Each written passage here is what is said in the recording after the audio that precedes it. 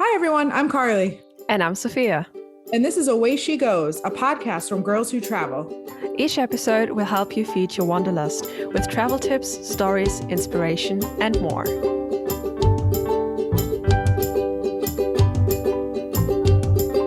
Away she goes. Welcome back, everyone, to another episode of Away She Goes. Today, we're talking to you about how to prepare for a beach vacation. Because this is a new segment, or a new series, so to say, where we'll break down some basics of travel, how to book an airplane, how to book an international trip, how to plan for a beach trip, different things to break down for first-time or anxious travelers, how to pack and prepare for different types of vacations, to make it a bit easier for you to know what you're looking for and what kind of research you still need to do by yourself. So, Carly, you've booked a beach trip. What now? All right. So, lots of things to look into. One thing that you're really going to want to do is, even before you book, as you're kind of deciding where you want to go, kind of narrowing down your choices, you're going to want to research some things to help you narrow down and get an understanding of where it is that you're going. So, first and foremost, you're going to want to look at the weather. For example, the Caribbean hurricane season runs from August to November. So, booking a cruise during September, which is peak hurricane season, people do it, of course, but you run the risk of your cruise being diverted or canceled due to weather. So you just want to make sure that whatever you're looking at, you kind of understand the weather unique to those locations that you're narrowing down. The crowds also. How many people do you want around you? How many people are there going to be? If you're thinking of a nice, pristine white beach and it's shoulder to shoulder bodies, that may not be what you're looking for. Location specific things. So location specific things. If you've narrowed down your location, if there's going to be people on the beach coming up to you and selling stuff to you every second, you're not going to get your little nap in by the ocean that you wanted. So looking up things that are specific to your destination. Safety. Obviously, this is a big one. Some beach locations have a better reputation for safety versus others. So just make sure that you understand, again, what it is that you're getting yourself into.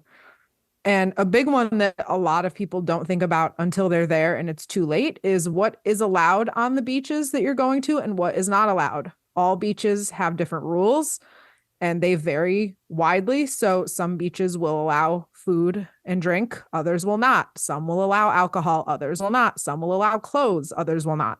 Some will allow dogs, others will not. So make sure you know as you're planning the trip, the beaches that you're going to, what their regulations are, because if you want to pack a big cooler of beers and play frisbee with your friends, you can do that on some beaches, but not on others. So you want to educate yourself on what you're allowed to do and not. I'm just like, really? You can't take food and drink? Like, I could see how you're not allowed to take glass bottles or something. Right. But you can't take like regular, I don't know, cans or like plastic bottles?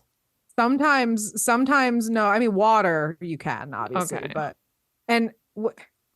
not that I'm encouraging anybody to break any rules, but is it enforced? Sometimes no, but you still want to make sure that you're abiding by the rules of wherever you are. The Away She Goes disclaimer. Yes. So what are you trying to get out of your trip? Are you more of an adventurer? Do you want to have a beach trip, but you want to go snorkeling, surfing, wakeboarding, try all these different things? Or do you want to have a relaxing time, get through your TBR pile of books or magazines, sip a pina colada and fall asleep in the sunshade? Also, do you want alone time? Do you want to, again, most of the relaxing things I've just said are very pretty much alone things, but you can also do adventurous things by yourself, to be fair. Or do you want to meet other travelers because you love playing beach volleyball? And, well, that probably really sucks to play by yourself. It's like running back and forth under the net. Yeah. Because that also really much determines the location you want to go to, as, yeah, some beaches just aren't beach volleyball beaches in the way that there's not many people to make friends with and meet other travelers. All right. So now that we've kind of covered the basics, we want to go into health and safety. And again, I will give another Away She Goes disclaimer. We are not doctors. We are not medical professionals. So obviously everything here is anecdotal. It's general advice. For legitimate, actual medical advice, please see your doctor. Thank you. Okay. We laughed when we were creating our notes for this episode because we knew that we would have to give me the avoiding sunburn section, which is the first one that we're going to talk about. So anybody who follows me on Instagram maybe remembers from a couple of years ago when I posted my picture from Hawaii of the really, really bad sunburn that I got, and it was awful. So I'm going to talk about what to do and what not to do to avoid getting severe sunburn on your vacation. First and foremost, you want to check the UV index. If you have a smartphone, your weather app will tell you what the UV index is, where you are specifically, or you can look it up for other places. Anything that is over a 2, you need protection. Period. Yeah, Point 100%. blank, period. Need protection. Even if you don't think you do, you do. Even if it's cloudy. Even if, yeah, we'll get to, I've gotten sunburned in the cloudy weather before too. All right. So for the sunscreen, you want to make sure that it is reef safe. So this can vary based on where you are. So most locations will have sunscreen that is safe for the water and the water life in that location. So just be on the lookout for that. You definitely do not want to forget to reapply your sunscreen. That was my problem in Hawaii. I had applied a very, very generous layer of sunscreen onto myself, and it was waterproof, and I went swimming, and I was swimming for several hours. I did not reapply, and I got the worst sunburn of my life. So just putting it on once and thinking that you're okay is not necessarily the case. You also want to give yourself some time too. You know, if you're standing on the beach out in the sunlight and then you're putting your sunscreen on right then and there, it's going to take a little bit for it to like soak into your skin and work. So if you know you're going to the beach, you know that you're going to be getting sun exposure, try to apply it maybe half an hour to an hour before you're going out into the sun. That first dose, obviously you still want to reapply, but try to do that first dose a little bit ahead of time to give it some time to like soak into your skin and start doing what it's supposed to do. Unless you use mineral sunscreen, that one you can still apply at the beach and it'll start working immediately. Oh, maybe that's what I needed. Yes. Also, that's the one done. I like because, fun fact, we don't have that in the document I see, so I'm just gonna throw it out there now. Certain medications reduce the effectiveness. Yeah, there you go. There we go. Whatever. It makes it less effective, your sunscreen, if it's not mineral based, but the one that soaks into your skin, such as ibuprofen. A very basic med that many of us take for like a headache here, period pain there. Be aware.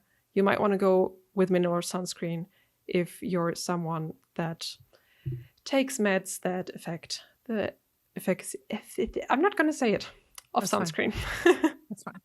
Some meds too, some prescription meds will make your skin more sensitive to the sun as well. So obviously, again, that's a discussion for you and your doctor, but be aware certain prescriptions will make you much more susceptible to sun damage, sunburn than you would be otherwise.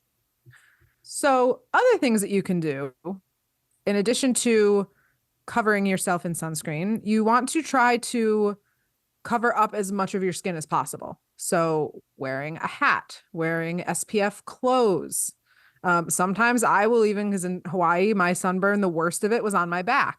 I sometimes will wear a swim shirt, even though I hate it. And even though I think it looks ridiculous, which it sometimes does to me, I think it does. I still wear it because it's better than a repeat of what happened to me a few summers ago. Sunglasses as well. Your eyes can get sunburned from squinting and the brightness. Your eyes, I've actually had this happen. My eyes get all bloodshot and they feel like there's sand in them. They're irritated. They're not burned, but they're irritated from squinting and like, you know what I mean? So that sounds rough. Another one that I have learned the hard way, your lips will get sunburned also. Oh yeah. So make sure that you have an SPF like chapstick that you can put on your lips. Or use your regular sunscreen. That works too. I've never done that. I've used chapstick. I've never put actual sunscreen on my lips before. No, you can do that. That's probably why they got sunburned. Yeah. Oh, and the bad thing is once you have a sunburn on your lips, it's very easy to get a cold sore, which then makes the whole thing even more fun. Oh, I didn't know that. Been there, done that. No fun. So using umbrellas and staying in the shade obviously will help as well. Avoid the sunniest part of the day, which is midday. So anywhere from like 11 a.m. to 3 p.m. usually. This is when the sun is highest in the sky. This is when the light is going to be the most direct. This is when you have the worst chance of getting a more severe sunburn. Um, Got to get on our soapbox. Suntans are never healthy. I know we like how they look. I know we all look good when we're tan. It is not considered healthy though. The tan is the skin protecting itself from trying to protect itself from the sun and the sun rays. So I know we all like a tan. I love getting a tan too. We all do it, but just know that it is considered, even though it's a tan and it looks nice, it is still damaging your skin. And beware of a breeze. Beware of clouds. Things, if you're not standing out and like burning up in the heat, you may not notice that you're sunburning. Even if it's a nice breezy day and you don't feel hot, you could still be, it's not affecting the sun being exposed to you. Even clouds. I actually got a sunburn in Iceland. I was at the Blue Lagoon in a bathing suit and it was cloudy and I didn't wear sunscreen and I got not as bad as the Hawaii sunburn, but I peeled for like a month and I went to the dermatologist like a month later. I just had like a normal appointment, just coincidentally. She goes, somebody got some sun this week. I was like, that was from a month ago. And she was like, oh, and I was like, sorry. Sorry, Crickets. Yeah. She was like, let's wear sunscreen next time. I was like, okay, don't yell at me. But yeah, cool weather does not mean you're not going to get a sunburn. A nice breeze does not mean you're not going to get sunburn. Clouds do not mean that you're not going to get sunburn. So that is my sunburn soapbox. And I'm going to step off now and let Sophia give you some more tips. Yes. Another issue that we have on beach trips is often overheating. Yes, if there's a breeze or clouds, not as bad. But if there's just the blistering heat, you definitely want to avoid a heat stroke. So, like Carli said, hats, really good for that. Also, stepping into the shade, avoiding the lunchtime heat and sun in general.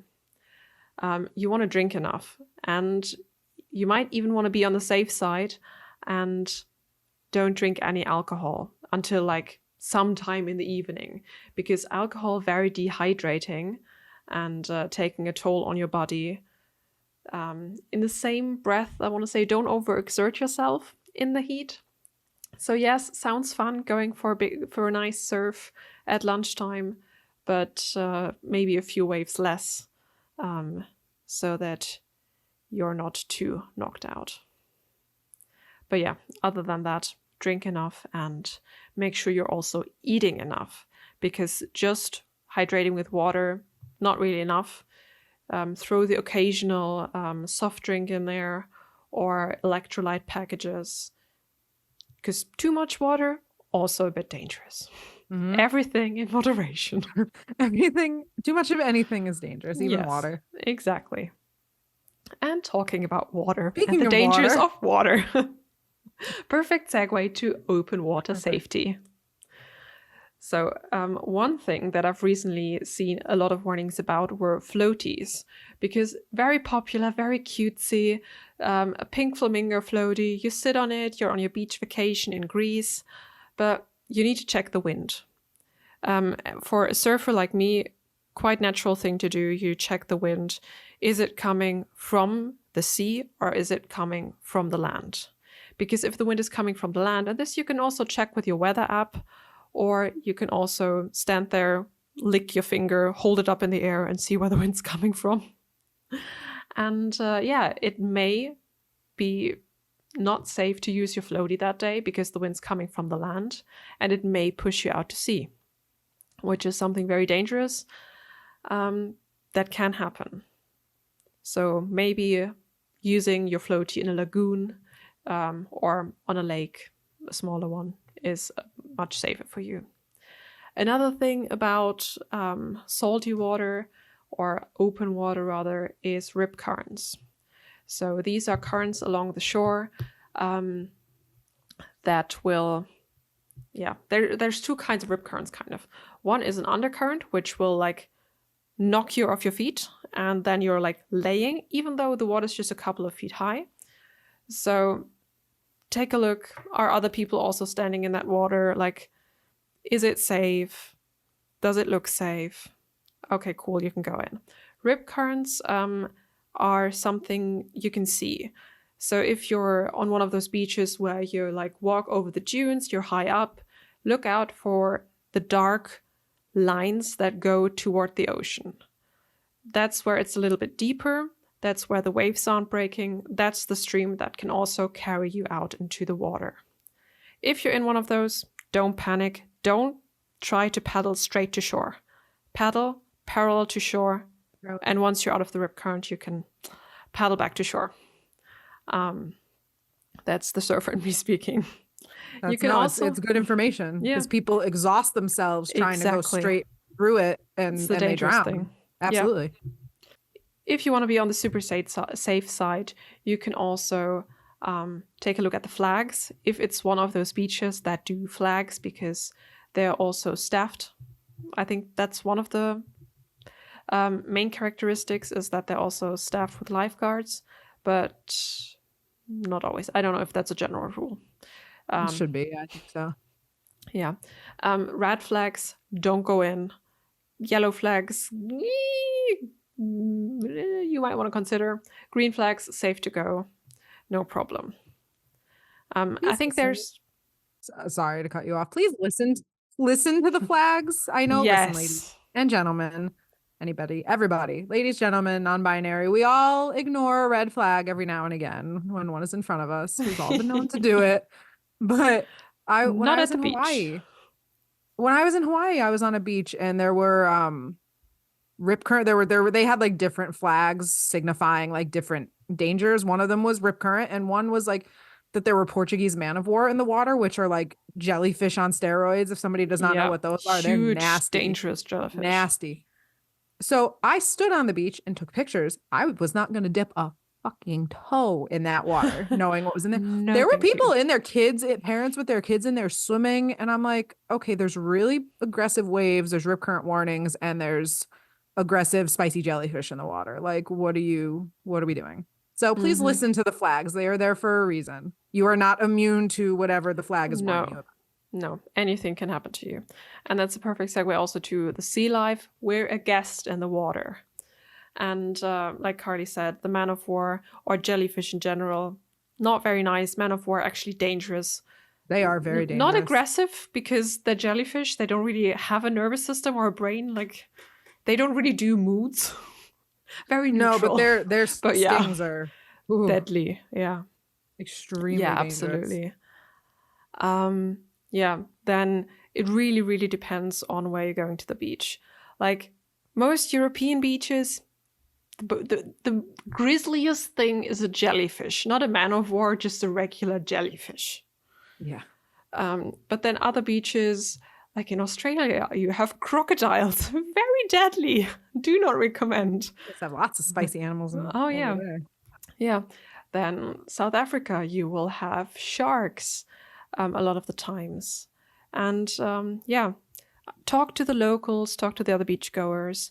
Just because there's other people in the water does not always mean it's safe. It means when you're looking for currents and you can see them standing, you know that you will also be able to stand. But just because they haven't yet been accidentally nibbled on by a shark, that does not mean that won't happen to you. Right. Having said that, I also volunteer for a shark organization, an NGO, and it's a very low risk shark attack. Very low. Especially if you're like surfer, higher risk. If you're diving, also higher risk. But if you're just swimming, usually quite a low risk. Okay. But still, also the stingrays. I forgot about the stingrays. Yes. Like in California, you have to shuffle your feet into the water so you don't accidentally step on a stingray, which then will sting you in the leg. Yeah, like that. Look up what sea life you have at the beaches where you're going. Of course, beware of the seagulls. Hide your French fries. And seagulls. I hate them. All right. So thus far we've talked a lot with water about ocean, open water. But that's not the only beach vacation you can go on. You can go on a vacation to a lake as well. And where I'm from in upstate New York and the Northeast United States in general, there are tons of lakes. So There's also tons of lakes everywhere, but there's really a ton of lakes here.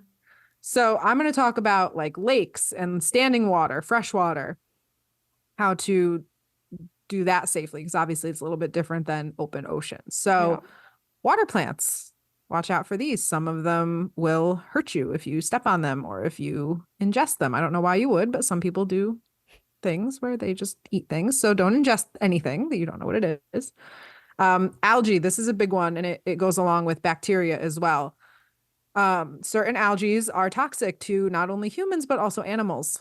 So if you're bringing your furry friend along, make sure that you research if the lake that you're going to has ever had problems with certain bacteria, certain algae, and what that will mean for you and your pet as well, because some of them are very harmful to one and not the other, or both. And obviously that's a very avoidable risk that you want to take. Yeah. I even saw fine. that there's now testing kits that you can like take some bit of lake water and then you yourself, like, I don't know, probably $30-50 or something, know that your pet will be safe in the water. Probably definitely worth it. Peace of mind. Another thing is, even though it's standing water, there still can be unexpected currents. So you always want to have your guard up that can happen. If it's a bigger lake where people are on boats, you want to be careful too. Make sure that this isn't in our notes, but I'm thinking about it just now. If you're on a bigger lake where there are boats and water vehicles, make sure that you're visible. They also have a responsibility, but at the end of the day, you can't trust anybody but yourself. So make sure that you are visible. Make sure that you're not swimming somewhere where, and think too of how you look from the boat's perspective. Oh yeah. You think, oh, I'm really visible, but to the boat, you may not be. So make sure that you're visible, make sure that you're easily identifiable in the water, and make sure that you stay away to the extent that you can from boat traffic for your safety, for the safety of the boats and all of that. Yes, and for that you could, for example, get a little buoy, because Yes. I know they have them for like snorkeling and diving, but you can also use them for swimming. Right. And that way you're more visible. Yes.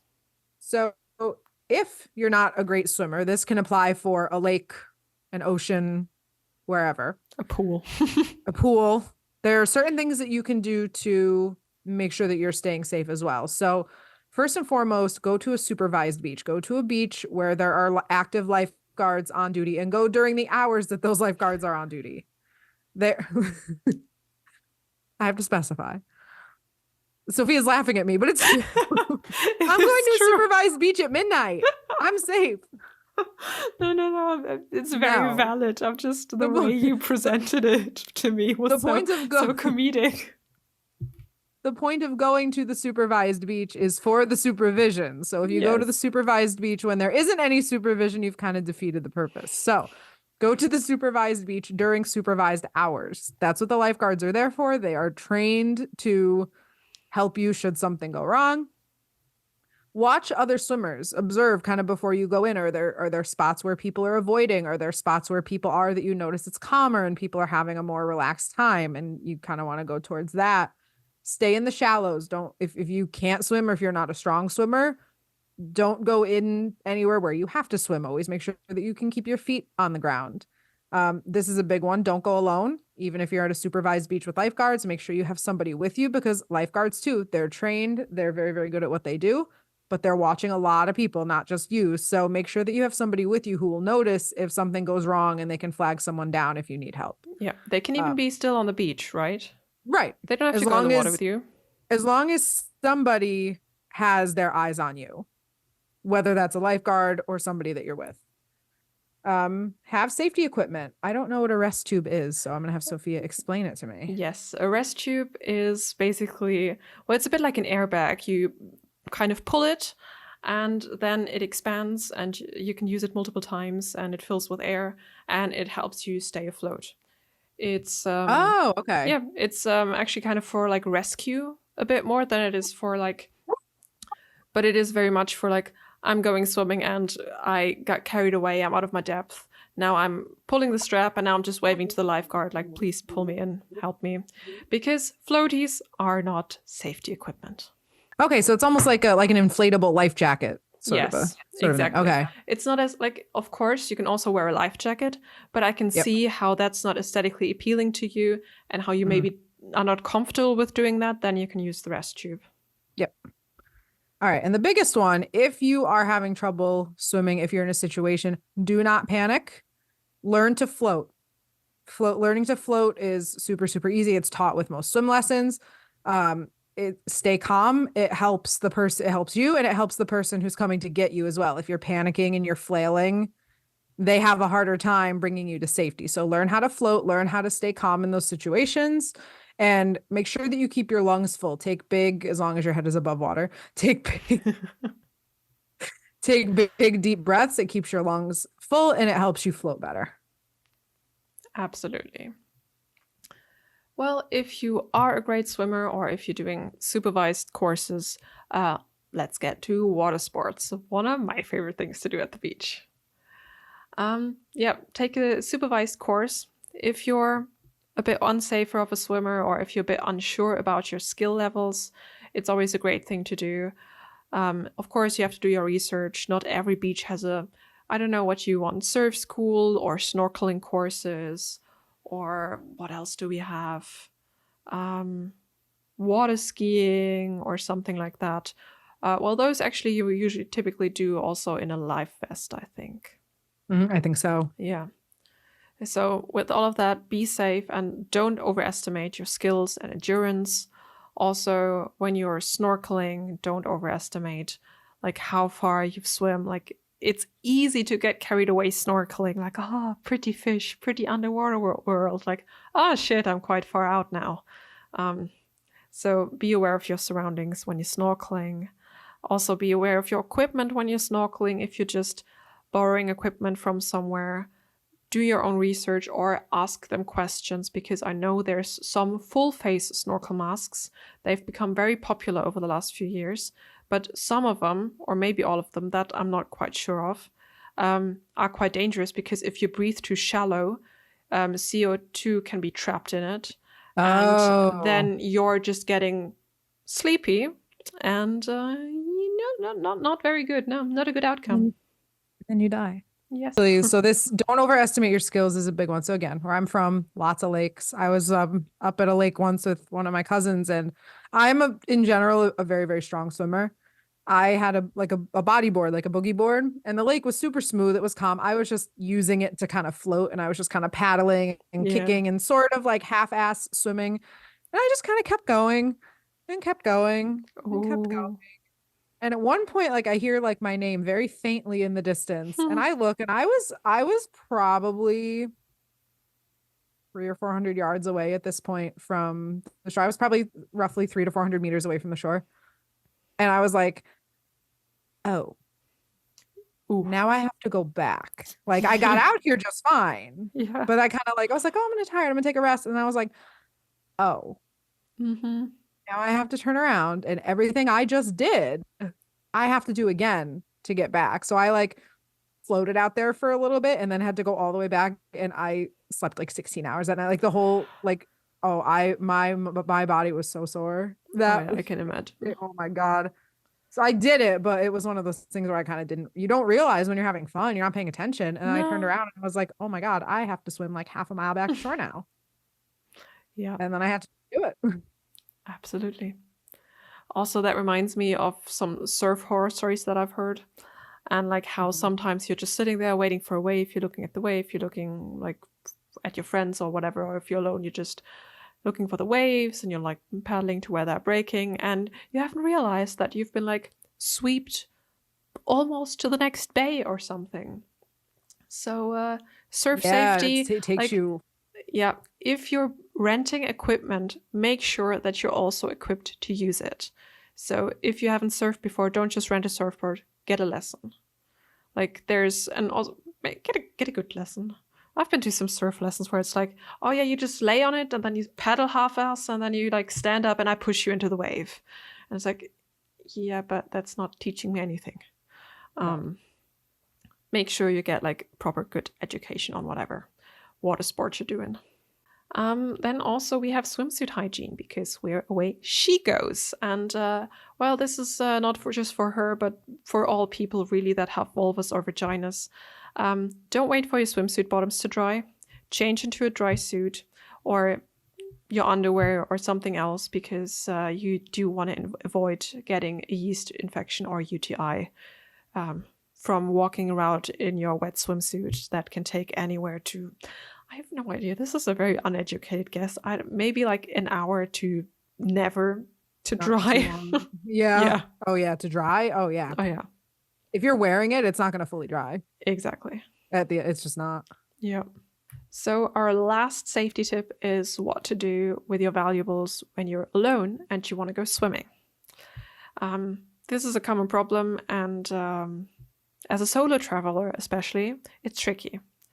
So you may want to start in your hotel room or wherever you are, and you want to bring as little to the beach as possible. Maybe if you're just going to go swimming and you don't care as much, just leave your phone at home. Or maybe just bring like €5 and not your ATM card or whatever. You can also otherwise bring a waterproof bag where you can then, if you do want to bring all your valuables because it's a further trip to the beach and you want to go shopping on the way back or something, before you go on a trip, consider this, get a waterproof bag. They have quite small ones. I think I have one that's like 5 liters. That's perfect for phone, water bottle, all of that stuff. And you take your bag swimming with you. No big deal. It's waterproof. Just make sure you follow the instructions so it's actually waterproof. There's also some special beach gear, like towels with hidden compartments where you can put your keys or your card in there. Also, I've seen quite some gadgets because I've gotten into 3D printing, and there was a competition on the site I put my models on about beach stuff, and a lot of them were stuff where you can hide things when you're at the beach. So there's little things that you can print, or you can probably also get them at a dollar shop or somewhere, where you put it in and then you like half bury it and put your towel under it. And because then it's a larger object, it's much easier to find. Because like don't bury anything in the sand if it's small. You're not going to find it. You'll lose it. Yeah. And I think that's all we have for safety and health. All right. So one kind of last 2 more things that we're going to cover. Packing list. So you've heard all of our advice. We've kind of mentioned all of these things as we've gone through. So now I'm going to consolidate them and give you a general beach essential packing list. So first and foremost, you're going to want to bring your bathing suit and your bathing suit cover, because how the hell are you going to go swimming if you don't have your bathing suit? So make sure you bring that. Water shoes, depending on where you're going. If you're on a sandy beach in the ocean, you're probably fine. But if you're in a rockier area, you don't know what the bottom is like, you want to make sure you have water shoes, flip-flops or sandals as well, sunscreen, and aloe, just in case, because as I know more than anybody, stuff happens. And sometimes even when you think you're doing enough, you're not. So aloe is just a little relief for when you feel like your skin wants to fall off. Beach games, again, as we said earlier, just make sure these are allowed where you're going. Water toys like snorkels, goggles, that kind of thing.